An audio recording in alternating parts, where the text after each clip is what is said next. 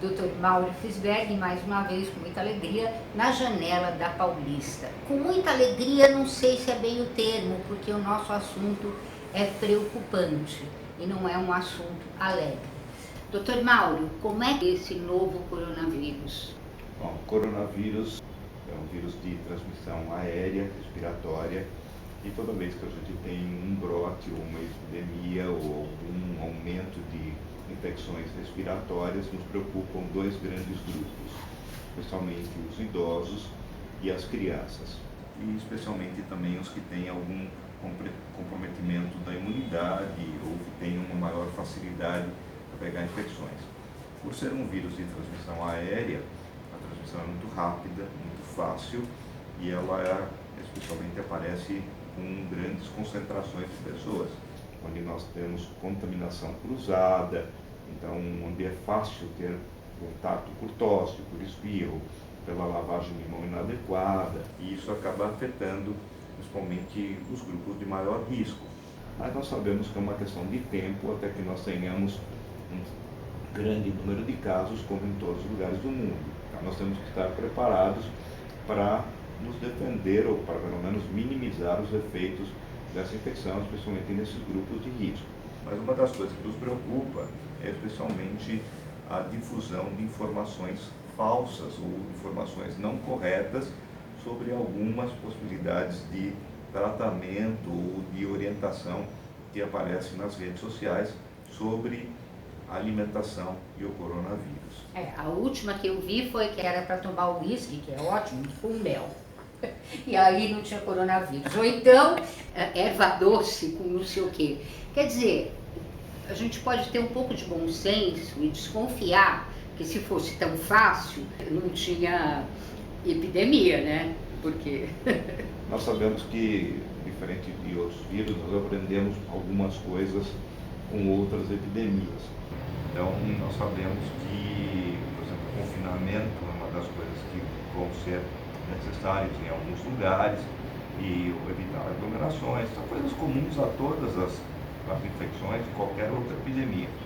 Chama a atenção que esses tratamentos não comprovados, na verdade, são coisas que aparecem em todas as outras infecções por vírus.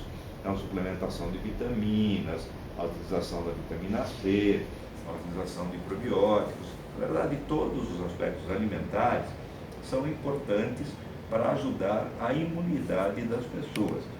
Mas não vão ter influência nenhuma sobre o Covid, que é o nome oficial do coronavírus. Como é o nome oficial? Covid-19. Covid. Então esse é o nome do novo coronavírus, né? Quer dizer, o corona é um vírus que já é bastante associado a outras infecções, mas essa infecção, essa epidemia nova é caracterizada como Covid-19.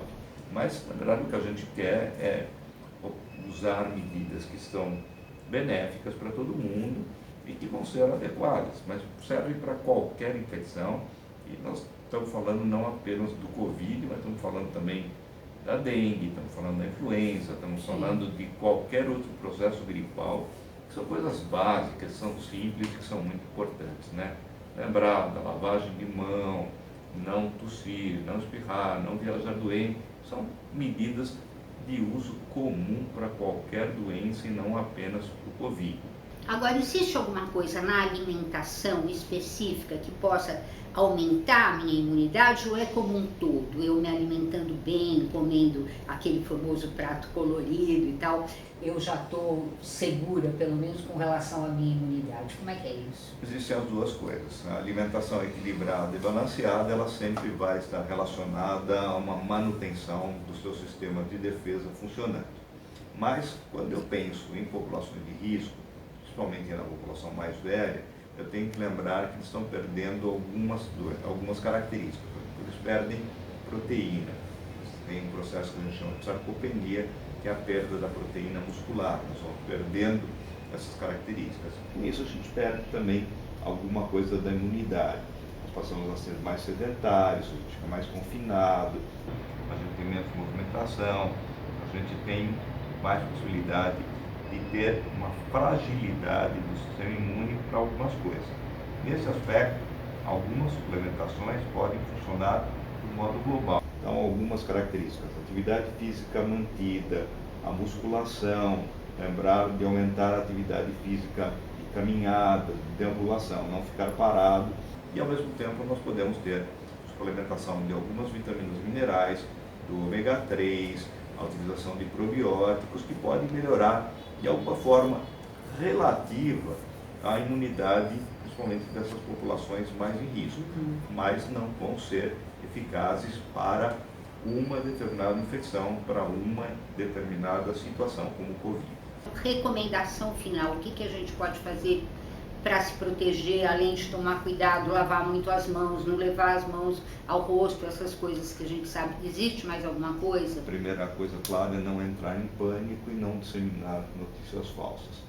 Nós não estamos ainda no momento de evitar determinadas situações, não existe recomendação ainda de impedimento de viagens para lugares que não estão determinados pela Organização Mundial de Saúde, por exemplo, China, Irã, etc., alguns países, mas também o norte da Itália, mas provavelmente vai ter alguma recomendação de não viagem à toa, ou não ter eventos grandes à toa, se você puder fazer em outro período ou outras situações.